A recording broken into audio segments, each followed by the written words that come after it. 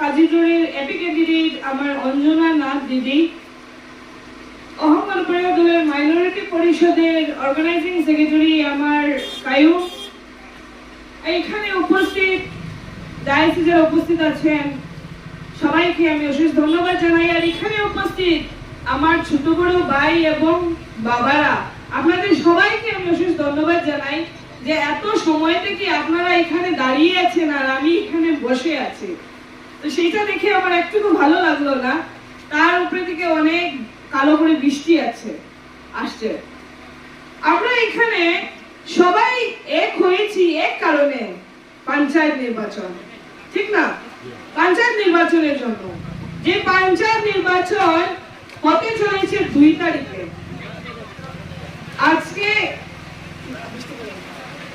হতে যাচ্ছে পঞ্চায়েত নির্বাচন। আমরা সবাই এখানে একজোট হয়েছি পঞ্চায়েত নির্বাচনের জন্য।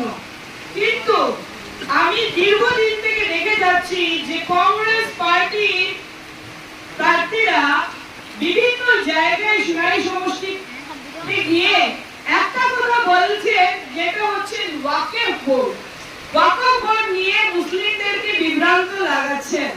আমরা সবাই জানি যে কিছুদিন আগে পার্লামেন্টে একটা বিল পাস হয়েছিল ওয়াকফ বোর্ড নিয়ে, আর সেই ওয়াকফ বোর্ডের এই বিলের অবজেকশন হয়েছে, আর সেই ওয়াকফ বোর্ডের এটা সুপ্রিম কোর্টে কেস চলছে।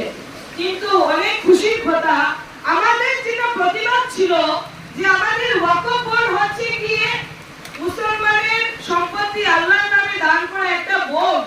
তো সুপ্রিম কোর্টের কোয়েশ্চেন ছিল যে যদি কোনো হিন্দু মন্দিরের কমিটি থাকে তাহলে সেই মন্দির কমিটিতে কোনো মুসলমান ব্যক্তি আছে নাকি?